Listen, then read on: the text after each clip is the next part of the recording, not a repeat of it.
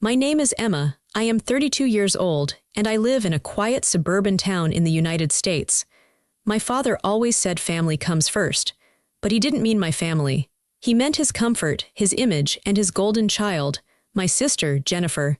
It happened over a pot roast I had paid for, in a house I was secretly keeping afloat. My 6-year-old daughter, Maya, was sitting next to me. She was nervous. She had just gotten her hearing aids 2 days ago. They were small and pink, and she was so proud of them because they finally let her hear the birds outside. She reached up to adjust the volume because the clinking of silverware was a little loud for her new ears. That was all it took. Jennifer pointed her fork right at my daughter's face. God, can she stop fiddling with that thing? She looks like a little robot girl. I froze. I looked at my mother. I looked at my father. I waited for them to protect their grandchild. Instead, Dad took a sip of wine and chuckled. Relax, Emma, don't be so sensitive. It's just a joke. Just tell her to hide the device with her hair. It affects the whole family image. My husband, David, didn't say a word. He just stood up, walked to the front door, and opened it wide. The cold air rushed in, but it was nothing compared to the ice in his eyes as he looked at my parents. But before I tell you how everything flipped, like and subscribe, drop a comment. Where are you watching from? My name is Emma. I am 32 years old. The drive home from my parents' house was silent. Usually, David and I would debrief after a family dinner. We would talk about the food, or some sports game my dad mentioned, or how much the kids had grown. But tonight, the silence in the car was heavy. It felt like there was a physical weight sitting on the backseat between us and Maya. Maya was asleep in her car seat. I checked the rearview mirror every 30 seconds just to make sure she was okay. Her head was tilted to the side, her mouth slightly open. I could see the faint outline of the pink plastic device behind her ear. It's just a joke, my dad had said. The words replayed in my head like a broken record. It's just a joke, don't be so sensitive. I gripped the steering wheel so hard my knuckles turned white. David was driving, staring straight ahead at the dark road. I could see the muscle in his jaw jumping. He was furious. He had every right to be. But underneath his anger, I felt my own shame burning a hole in my stomach. I hadn't defended her fast enough. David had to open the door. David had to kick them out. I had frozen. Why did I freeze? Because for 6 years, I had trained myself to freeze. I had trained myself to be invisible. I had trained myself to be the wallet, the fixer, the safety net, but never the person with a voice. It started 6 years ago. That was when I launched my company, Aura Acoustics. Nobody in my family knew what I actually did. To them, I was just doing some computer stuff or freelancing. They didn't understand technology, and they didn't care to learn. When I tried to explain that I was developing new algorithms for hearing assistance, my mother would wave her hand and say, "That sounds boring, dear. Pass the salad." So I stopped trying to explain. I let them think I was scraping by. I let them think I was lucky to have a husband like David who worked in construction management. They thought David paid our bills. They thought I was a stay-at-home mom with a hobby. But the truth was sitting in a bank account they couldn't see. The first time I paid for them, it wasn't a big decision. It was an emergency. My dad had a heart scare. The insurance didn't cover the specific specialist he needed. My mom was crying at the kitchen table, looking at a bill for $5,000. "We just don't have it," she had sobbed. "We'll have to go to the general clinic." I couldn't watch them suffer. I went to the bathroom, transferred the money to my personal checking account, and came back out. "I have some savings," I lied. "From a project I finished, I can pay it." They didn't ask where the project came from. They didn't ask if I needed that money for rent or groceries. My mom just snatched the check from my hand and said, "Thank God, at least you're good for something." That was the phrase that stuck. At least you're good for something. It became a pattern. A terrifying, expensive pattern. 3 years ago, my sister Jennifer got divorced.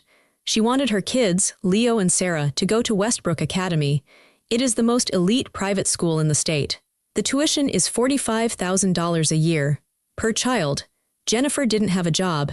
She had alimony, but it wasn't enough for Westbrook. She called a family meeting. She cried about how her children needed stability. She looked at my parents, who were retired and on a fixed income. Then she looked at me. "Emma," she said, wiping her eyes, "you don't have a mortgage, right? David built your house. Maybe you could contribute. It's for the family legacy." I wanted to scream. I wanted to say, my husband built our house with his hands, but I paid for the land and materials with my hard work. But I didn't. I looked at my niece and nephew. I loved them. I didn't want them to suffer because their mother was irresponsible. Okay, I said. I'll handle the tuition. Direct deposit is best, Jennifer said instantly. She stopped crying immediately. I'll send you the school's routing number. $90,000 a year for 3 years. That is $270,000. Did she ever say thank you? No. Last Thanksgiving, she told the table, it's so hard raising kids alone. I do everything by myself. Nobody helps me. I was sitting right there. I was chewing my turkey, swallowing the rage along with the dry meat. I had paid for her children's education, and she claimed nobody helped her. Then there was the country club. My parents had been members for 30 years. It was their entire social life. When Dad retired, the $18,000 annual fee became a burden. They were going to quit. I couldn't let them lose their friends. I set up an autopay from my business account. I told them, don't worry, I handled it. Dad slapped me on the back. Good girl, keep the family name on the locker. He didn't treat me like a successful daughter. He treated me like a vending machine that occasionally dispensed favors. Then came the car, my dad's Mercedes. He needed it for appearances. Another lease I took over. Then my mom's holistic medical treatments that weren't covered by insurance. Another credit card I paid off every month. And finally, my brother Tom. Tom was the entrepreneur of the family. He had started a craft brewery, a gym, and a consulting firm. All of them failed. Last year, he needed a bridge loan of $50,000 to keep his latest venture, a custom sneaker business, afloat. I just need a leg up, Emma, he had said, cornering me in the kitchen. You know how it is. You do your little computer work. You know business is hard. Little computer work. My company had just signed a contract with 3 major hospital systems in Europe. I was managing 200 employees. But to Tom, I was just his little sister doing computer work. I gave him the money. I didn't call it a loan. I knew I would never see it again. I did the math in my head as we drove down the highway. Tuition, $270,000. Country club, $54,000. Cars and medical, $80,000. Tom's loans, $100,000. Over $500,000. I had spent over $500,000 on people who just called my daughter a robot. I looked at David. He was still driving, his eyes fixed on the road. You know, David said quietly, breaking the silence. You didn't buy their love, Emma, I flinched. I know. You bought their tolerance, he said. His voice wasn't mean, it was just sad. You paid them a salary to tolerate us, and tonight they decided the price wasn't high enough. I closed my eyes. He was right. I was the family workhorse. I pulled the cart, and they sat in the back, whipping me to go faster while laughing at how ugly the horse looked. They assumed I helped because I had no choice. They thought I was desperate for their approval. They thought I was weak. They had no idea that the weak sister held the deed to their entire lifestyle. We got home around 8:30 p.m. The house was quiet. It was our sanctuary. David carried Maya inside. She woke up a little as he unbuckled her, rubbing her eyes with her small fists. Are we home? She whispered. Yes, baby, David said. He kissed her forehead. We're home, safe and sound. He carried her upstairs to her room. I followed, carrying her small backpack with her coloring books and the extra batteries for her hearing aids. My legs felt heavy. Every step up the stairs felt like climbing a mountain. I went into the bathroom to start the bath. I turned on the water, watching the steam rise. I tried to wash the evening off my skin. I scrubbed my hands, but I still felt dirty. I felt the grime of my family's words clinging to me. Robot girl, hide it, broken. I went into Maya's room. She was sitting on the edge of her bed, swinging her legs. David was helping her take off her shoes. Mommy, Maya said. I forced a smile. I am good at masking. I have done it my whole life. Yes, sweetie, ready for a bath. She reached up and touched her ear. She carefully pulled out the left hearing aid, then the right one. She held them in her hands. They were small, high-tech pieces of engineering. My engineering. I had designed the compression algorithm that made them work so well in noisy environments. I had built them to help people like her. She looked down at the pink plastic devices. Grandma said I'm broken, she said. Her voice was so small, it wasn't a question really. It was a statement. She was checking a fact. My heart stopped. The room went silent. I looked at David. He looked like someone had punched him in the stomach. I knelt down in front of her. I took her small hands in mine. No, Maya, look at me. She looked up. Her big brown eyes were filled with tears that hadn't spilled yet. Grandma. Grandma was wrong, I said. My voice shook. You are not broken, you are perfect. These, I pointed to the hearing aids, these are just like glasses. You know how Daddy wears glasses to see better. These help you hear better, that's all. You are strong and smart and beautiful. But Aunt Jennifer laughed, Maya whispered. A single tear rolled down her cheek. She said I look like a robot. Do I look scary? I pulled her into my arms. I buried my face in her hair so she wouldn't hear me gasp. I felt a rage so hot it almost burned me. It wasn't the annoyance I felt at the dinner. It was a primal mother bear fury. They hadn't just insulted me. They had planted a seed of shame in my 6-year-old daughter. They had taken her confidence, which was so new, so fragile, and crushed it for sport. You do not look scary, I told her, pulling back and looking her in the eyes. You look like a superhero. You have bionic hearing. That makes you special, she sniffled. Really? Really? I got her through the bath. I got her into her pajamas. I read her 2 stories instead of 1. I stayed in her room until her breathing slowed down and she fell asleep. I stood by her doorway for a long time watching her sleep. The moonlight came in through the window. She looked so peaceful. Then I remembered the spreadsheet. I walked out of her room and closed the door softly. David was in the hallway. He was leaning against the wall, his arms crossed. She heard everything, David said. I know, I replied. Emma, we can't go back there, he said. I don't care who they are. I don't care if they are your blood. They are poison. If we go back, we are telling Maya that it's okay for people to treat her like that. I looked at my husband. He was the only family I needed. Him and Maya. We aren't going back, I said. My voice was steady. It surprised me. And they aren't going to treat anyone like that ever again. What do you mean? I said, walking past him toward my home office. I'm done being the ATM. I'm done being the heavy lifter. I'm going to drop the weight. Emma, David warned, if you cut them off, they will explode. It's going to be ugly. Let it be ugly, I said. It's been ugly for me for 30 years. Now it's their turn. I walked into my office. It was a sleek, modern room. I had 3 monitors set up. This was the command center of Aura Acoustics. This was where I managed a global supply chain. This was where I made executive decisions that affected millions of dollars. Here, I wasn't the little sister. Here, I was the CEO. I sat down in my leather chair. The leather was cool against my back. I woke up my computer. The screens glowed to life, illuminating the dark room. It was time to look at the numbers. It was time to look at the truth. The file was named Family Support Master.xlsx. I hated this file. I had created it 4 years ago to keep track of where my money was going, mostly for tax purposes and my own sanity. I clicked on it. It opened instantly, a grid of colorful cells and endless numbers. I scrolled down. Row 4. Jennifer Education Trust. Status, active. Monthly autodraft, $7,500. I stared at the number. $7,500 a month. That was more than most people made in 3 months. I paid that so Jennifer could drive her Range Rover to the pickup line and brag about how her kids went to Westbrook. I remember Jennifer's face at dinner tonight. The way she pointed her fork. The way she sneered. Robot girl. My hand moved to the mouse. I didn't feel sad. I didn't feel guilty. I felt cold. I felt precise. I opened my banking portal in a separate window. I logged in. The interface was familiar. I navigated to recurring transfers. There it was, Westbrook Academy. I clicked Edit. Then I clicked Cancel Series. A pop-up box appeared. Are you sure you want to cancel this recurring payment? Yes, I said out loud to the empty room. I am sure. Click Status Cancelled. I went back to the spreadsheet. I highlighted the row red. Next, row 12, Mom and Dad Country Club membership.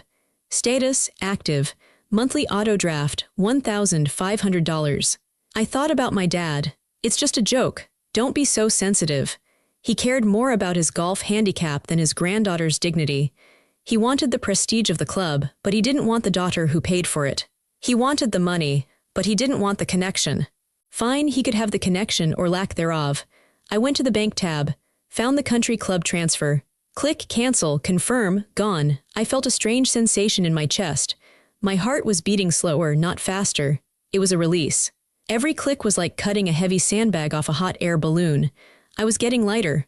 Row 15, Dad Merced's lease. Status Active, Autopay, Cancel. Row 22, Mom Dr. Arrington Specialist. Status Active. Credit card on file. I logged into the credit card portal. I removed my card from the authorized user list for the clinic. Cancel. Row 30, Tom Business Support Loan. Status, monthly transfer $2,000. Tom. My big brother, the one who used to lock me out of the house when we were kids. The one who told me my business idea was cute, but would never scale. He was using my money to pay rent on a warehouse for shoes that nobody was buying. I didn't just cancel the transfer. I called the bank's automated line to put a stop payment on the check that was scheduled to go out tomorrow morning. Click, cancel, confirm. I worked down the list. Netflix subscriptions, phone plans. The landscaper who did my parents' yard. The cleaning service for Jennifer's house. I paid for all of it. I had wrapped them in cotton and insulated them from the real world. I had created monsters. I had fed them, and when they got big and strong, they tried to eat my child. It took me 45 minutes. When I was done, the active column was empty. The scheduled payments tab in my bank account was blank. I sat back in my chair. The room was silent. My phone was sitting on the desk. It was black and quiet. It was 11 p.m. They were all asleep. They were sleeping in beds I paid for, dreaming dreams I subsidized. They had no idea that while they slept, the ground beneath them had disappeared. I closed the laptop. The click of the lid shutting sounded like a gunshot in the quiet house. I stood up and walked to the window. I looked out at the street. It was dark. I'm sorry, I whispered, but I wasn't talking to them. I was talking to the old Emma, the Emma who tried so hard to be good, the Emma who thought she could buy her way into a family photo. She was gone now. And the woman who replaced her wasn't writing any more checks. The morning started like any other Tuesday. I made coffee. I made oatmeal for Maya. I packed her lunch, a turkey sandwich cut into star shapes. I put a little note in her lunchbox that said, "I love you, Supergirl." Maya seemed okay. Kids are resilient. She was playing with her cereal, but she wasn't wearing her hearing aids. They were sitting on the counter. "Do you want to put your ears on?" I asked gently. She shook her head. "Not today." "Okay," I said. I didn't push. "Maybe later." That small refusal, her fear of her own device, hardened my resolve like concrete. David took Maya to school. I stayed home. I sat at the kitchen island with my coffee and my phone. It started at 9:15 a.m. My phone buzzed. It was Jennifer. I didn't answer. I took a sip of coffee. It buzzed again immediately. Then a text, "Jennifer, Emma. The school just called. They said the tuition transfer bounced. It's embarrassing. Fix it ASAP." I stared at the screen. "Fix it, not please." Not is something wrong, just a command. I typed back. "I canceled it." I watched the 3 little dots appear instantly. "Jennifer, what do you mean you canceled it? Is this a joke? They are going to kick Leo and Sarah out of class if it's not paid by noon." Emma. "Then you should probably go pick them up." My phone started ringing. Jennifer again. I declined the call. 5 minutes later, my dad called. I let it go to voicemail. 10 minutes later, the house phone rang. We still had a landline for emergencies. I let it ring. By 10 a.m., my phone was vibrating so constantly it was moving across the counter. "Mom, Emma, Dr. Arrington's office said the card was declined. I'm at the front desk. This is humiliating. Call them now." "Tom, yo, the transfer didn't hit. I have a vendor waiting." "What's going on?" "Dad, pick up the phone. The club manager just called me. They said our membership is suspended for non-payment. Do you have any idea how bad this makes me look?" It was a symphony of entitlement. Not a single person asked if I was okay. Not one person asked if I had lost my job, or if I had been hacked, or if I was sick. They only cared that the tap had run dry. I finished my coffee. I washed the mug. I dried it and put it away. Then I sat down and sent one group text to all of them. "Mom, Dad, Jennifer, Tom, Emma, I am no longer funding your lives. The transfers are canceled. The cards are closed. Do not ask me for money again. Handle your own expenses." I put the phone down. The reaction was nuclear. Jennifer sent 20 texts in a minute. She called me selfish, cruel, a monster. She said I was punishing innocent children. "Jennifer, how can you do this to Leo and Sarah? They love that school. You are destroying their future because of a little joke at dinner. You are psychotic." I replied, "You can pay for their future. You are their mother." Tom texted, "I'm going to lose the warehouse. You promised to help. We had a deal." I replied, "We didn't have a deal. I was giving you a gift. The gift is over." My dad left a voicemail.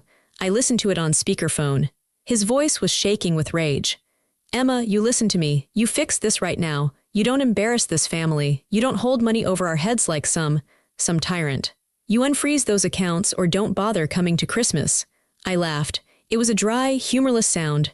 Christmas? He thought threatening me with less time with them was a punishment. David, I called out. David had just walked back in the door.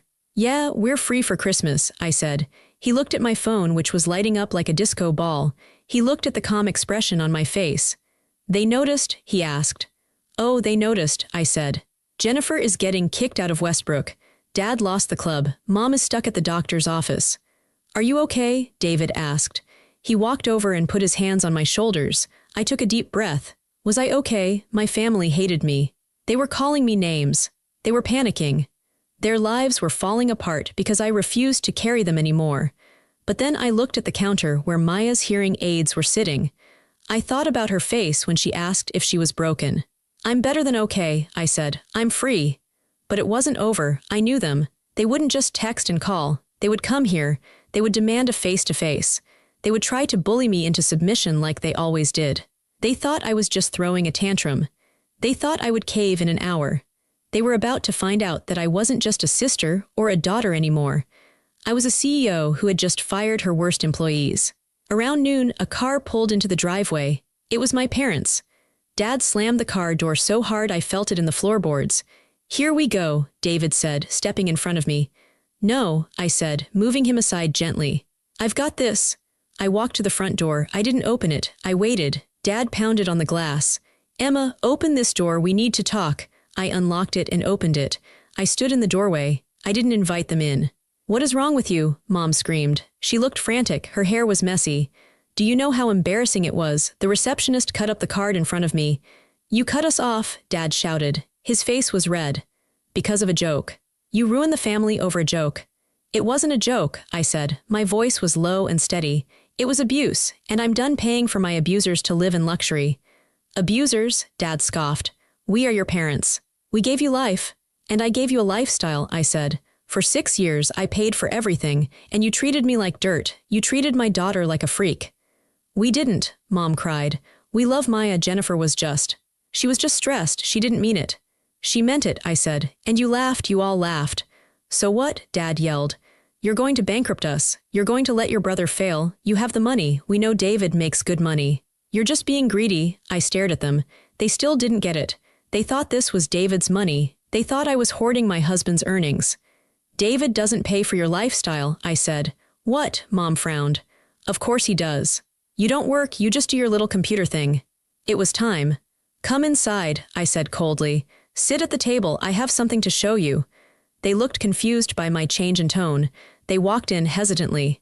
They sat at the dining room table. I walked to my office and grabbed my laptop. I brought it out and set it down in front of them. You think I'm a freelancer, I said. You think I'm a housewife with a hobby. I turned the laptop around so they could see the screen. I had pulled up the Aura Acoustics annual report. My face was on the cover. The headline read, CEO Emma Henderson leads Aura to $1.2 billion valuation. Read it, I said. Dad squinted at the screen. He adjusted his glasses. He read the headline. He froze. Mom looked at the picture, then she looked at me. Then back at the picture.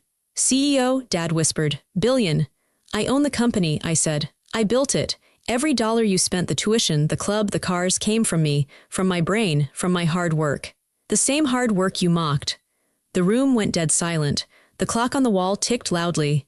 Tick, tick, tick. They were staring at me like I was an alien. They weren't looking at their daughter. They were looking at a stranger. A very, very rich stranger. And here is the irony, I said, leaning forward, placing my hands on the table. My company makes medical devices. We make hearing aids. The device you mocked, the one Jennifer called robot parts.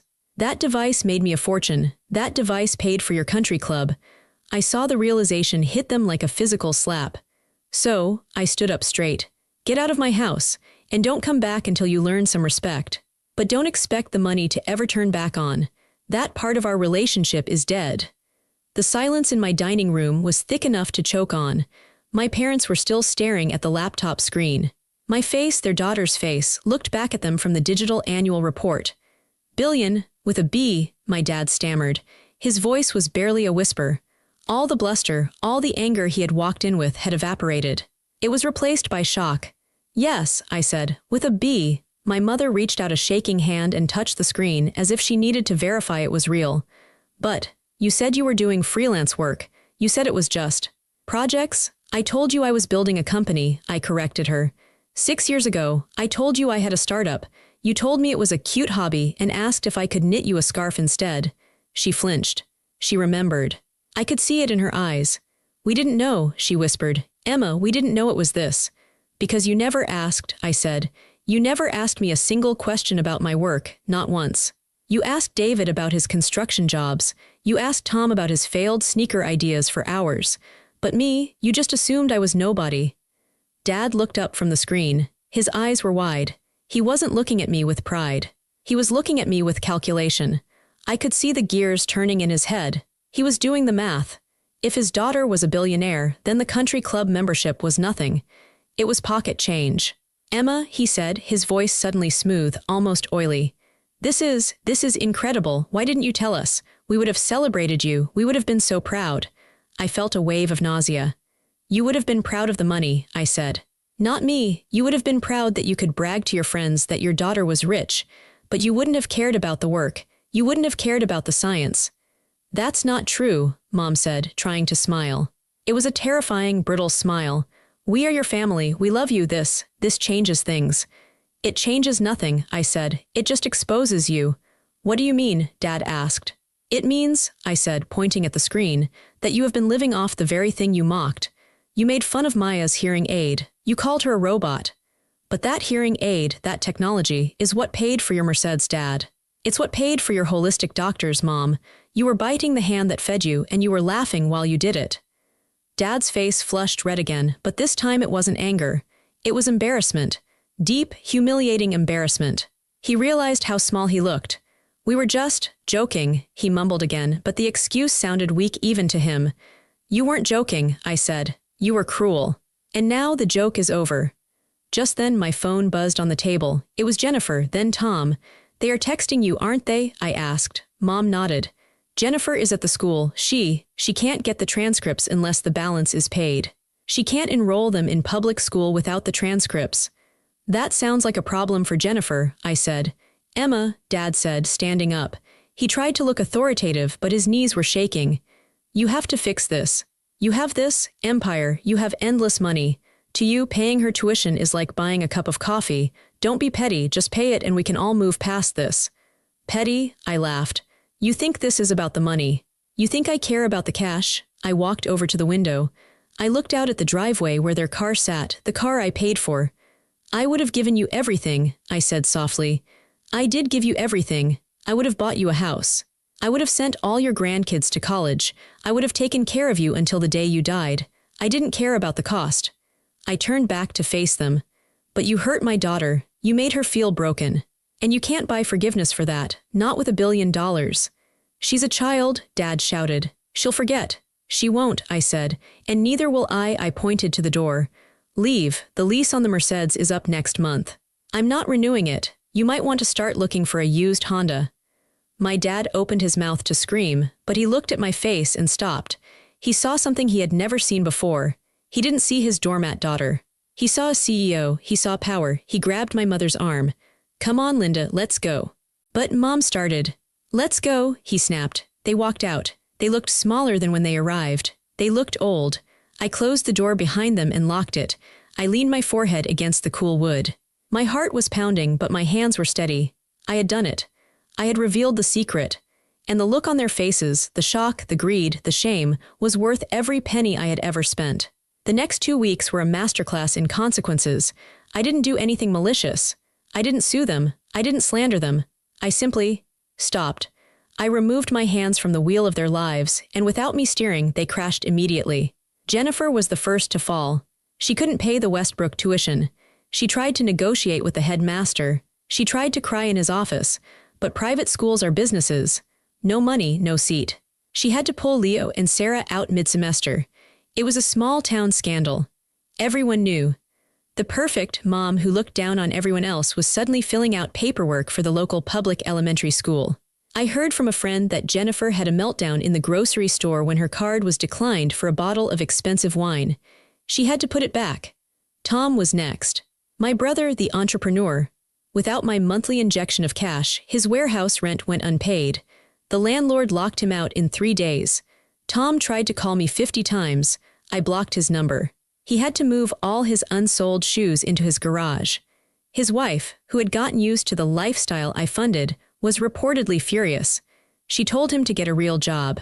For the first time in his life, at age 34, Tom had to update his resume. He got a job as a shift manager at a car rental agency. It was honest work. It was good work. But for Tom, who thought he was the next Elon Musk, it was a humiliation. And my parents. The country club was their identity. It was where they ate lunch, where they played bridge, where they gossiped. When their membership was revoked, they lost their social circle. Their friends stopped calling when they couldn't host dinners anymore. Dad had to return the Mercedes. I got an email from the dealership confirming the return. He had apparently argued with the sales manager for an hour, claiming there was a banking error. But the lease was in my name, and I had canceled the authorization. He ended up buying a 10-year-old sedan. Mom's holistic treatment stopped. She had to go to a regular doctor in her insurance network. She complained to anyone who would listen that her daughter had abandoned her. But here is the thing about small towns: people talk. And people knew me. They knew David. They knew we were quiet, kind people. And they knew my parents were snobs. The rumor mill didn't side with them. It sided with the truth. People started whispering, "Did you hear the Hendersons were broke?"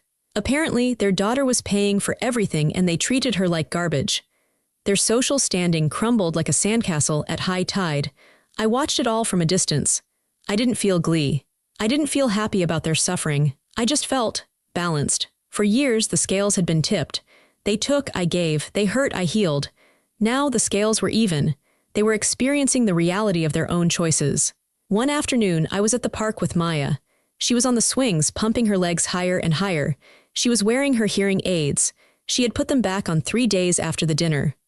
"Look, Mommy, I'm flying," she yelled. "I see you," I called back. I saw a woman walking toward me. It was Mrs. Gable, one of my mom's bridge friends from the club. I tensed up. I expected a confrontation. Mrs. Gable stopped near the bench. She looked at me, then at Maya. "She's a beautiful little girl, Emma," Mrs. Gable said. "Thank you," I said guardedly. "Your mother told us some things," Mrs. Gable said. She hesitated. "She said you cut them off. She said you were cruel." I didn't say anything. I just looked at her. "But then," Mrs. Gable continued, "I saw how your father yelled at the waiter last week before they were asked to leave. And I remembered how they used to talk about you. Always poor Emma, always Emma doesn't have much going on." She shook her head. I think you probably did the right thing. Good for you, honey." She walked away. I let out a breath I didn't know I was holding. I wasn't the villain. I wasn't the bad guy. I was just a woman who finally stood up. My lawyer called me a few days later. "Emma," he said, "your father contacted my office. He's asking if there is a way to restructure the support payments.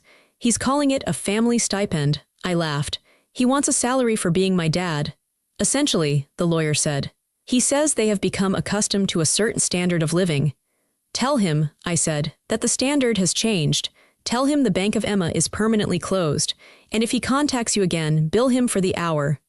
"Understood," the lawyer said. "And Emma, yes, I'm proud of you. Most clients cave, you're strong." "I have to be," I said, watching Maya jump off the swing and land in the sand, laughing. "I have someone watching me." 3 weeks after the dinner, on a rainy Tuesday evening, the doorbell rang. David was at work. Maya was in the living room watching cartoons.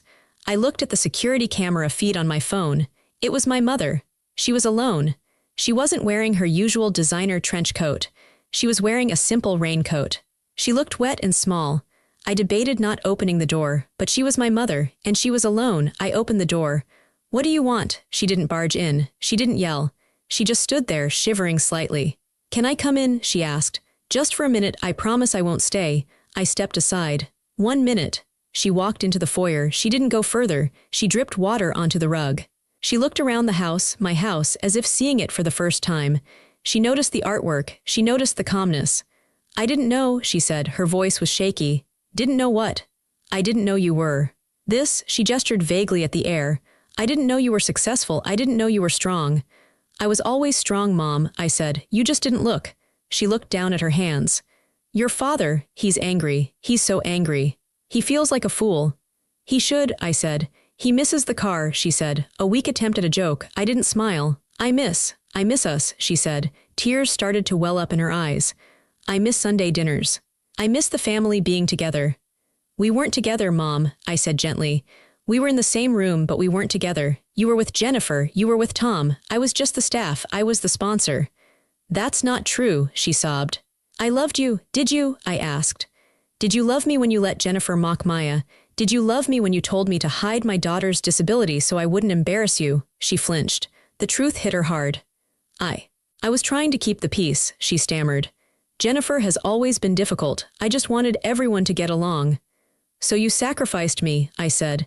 You sacrificed Maya to keep Jennifer happy. That's not peace, Mom. That's betrayal. She started to cry harder. I'm sorry, Emma. I'm so sorry. I messed up. We all messed up. It was the first time in 30 years I had heard my mother apologize. It sounded sincere. She looked broken. Part of me, the little girl inside me, wanted to hug her. Wanted to say, it's okay, I'll fix it. Here's a check. Stop crying. But I looked into the living room. I saw the back of Maya's head. I saw her adjusting her hearing aid without shame. I accept your apology, I said. Mom looked up, hope lighting her face. Really? So, can we fix this? Can we go back to how it was? No, I said. The hope vanished. I forgive you, I said. For my own peace, I forgive you for being weak. I forgive you for not protecting us. But we are not going back. You don't get access to my life anymore. You don't get access to my daughter. But, family, she whispered. Family protects each other, I said. You didn't protect us. You are welcome to call on birthdays. We might come to Thanksgiving in a few years. But the money, the support, the constant access, that is gone forever. She stared at me. She realized I wasn't punishing her. I was setting a boundary, a permanent, concrete boundary. And Mom, I added, yes, you said you didn't know I was successful. You said that's why you treated me that way. She nodded. That makes it worse, I said. You didn't value me when you thought I had nothing. Why would money change that? If you only love me because I'm a CEO, you don't love me at all. She stood there for a long time. The silence stretched. Finally, she nodded. She understood. Okay, she whispered. Okay. She turned around and opened the door. The rain was still falling. Goodbye, Emma, she said. Goodbye, Mom, I said. She walked out to her car. I watched her drive away. I didn't feel sad. I felt clean. I felt like a wound that had been infected for years was finally cleaned out and stitched up. It would leave a scar, but it would heal. 6 months passed. The change in our house was physical. The air felt lighter. We laughed more. Without the financial drain of the Hendersons, my savings compounded. But more importantly, without the emotional drain, my energy returned. I poured that energy into Maya, and I poured it into my work. One morning at breakfast, Maya came running into the kitchen. She was wearing a bright purple dress and her pink hearing aids. Mom, look, she yelled. She spun around. I'm ready for the presentation. Today was show and tell at her school. She had decided to show her hearing aids. My heart squeezed. 6 months ago, she wanted to hide them. She thought she was a robot. You look amazing, I said. What are you going to say? I'm going to tell them how they work, she said excitedly. And how I can hear the teacher even when she's facing the whiteboard. And how my mom invented the special computer inside them. I choked up. You're going to tell them I invented it? Yeah, she said, because you're a genius. I grabbed her and hugged her tight.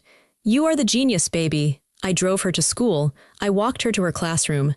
I watched through the window as she stood up in front of 20 kids. She took off her hearing aid. She held it up. She wasn't scared. She wasn't ashamed. She was proud. This is my super ear, she told the class. It helps me hear better than you, and my mom made it. The kids didn't laugh. They leaned forward. They said, cool, and wow. I walked back to my car with tears streaming down my face. That afternoon, I went to my office. I called a meeting with my CFO.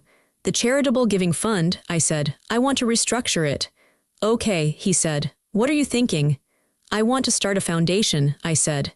Specifically for children with hearing loss in low-income families. I want to pay for devices, speech therapy, and this is important education for their families. I want to teach parents how to support their kids. That's a great idea, Emma, he said. How much do you want to allocate? I pulled up the old spreadsheet. The family support file. I looked at the total I used to spend on my ungrateful family. Tuition, cars, clubs. It was over $150,000 a year. Start with $200,000, I said, and we'll grow it from there. I took the money that was used to silence my family's toxicity, and I used it to give a voice to children who needed it. I came home that night to a quiet house. David was cooking dinner. Maya was drawing at the table. There were no frantic texts from Jennifer, no guilt-trip voicemails from Dad, no demands from Tom. There was just peace. David handed me a glass of wine. "How was your day, CEO?" I smiled. "It was perfect." We sat down to eat. Maya told us about her presentation. She chattered happily, her voice clear and confident. I looked at my husband. I looked at my daughter. This was my family. The people who loved me for me, not for my checkbook, not for my utility. The silence from my parents' house was deafening, and it was the most beautiful sound I had ever heard. "I'm looking at you now. Yes, you, I know why you clicked on this story. I know why you're still reading. Maybe you have a sister who makes you feel small. Maybe you have a father who only calls when he needs something. Maybe you have a mother who criticizes your children and calls it advice. Maybe you are the strong one, the fixer, the bank. You tell yourself it's your duty. You tell yourself, but they're family. You tell yourself that if you just give a little more, suffer a little more, pay a little more, they will finally love you the way you want to be loved. I need you to hear me, they won't. You cannot buy respect. You cannot pay for love. And you should never, ever bankroll your own abuse. It took me 30 years to learn that. It took seeing my daughter's heart break to finally wake up. Don't wait that long. If your family mocks your child, if they minimize your struggles, if they benefit from your strength but belittle your worth, walk away. Close the wallet. Block the number. Lock the door. It will be scary. They will scream. They will call you selfish. They will try to make you feel like the villain in their story. Let them. Because in your story, you are the hero. You are the protector. You are not abandoning them. You are choosing yourself. You are choosing your peace. You are choosing to save your energy for the people who actually deserve it. I lost a family of leeches, and I gained a life of freedom. My daughter knows she isn't broken. My husband knows he is my partner, not my ATM. And I know that I am enough. Just me. Not Emma the CEO, not Emma the savior, just Emma. And that is worth more than all the money in the world. So take a deep breath. Look at the spreadsheet of your life. And don't be afraid to click cancel. Your peace is waiting on the other side.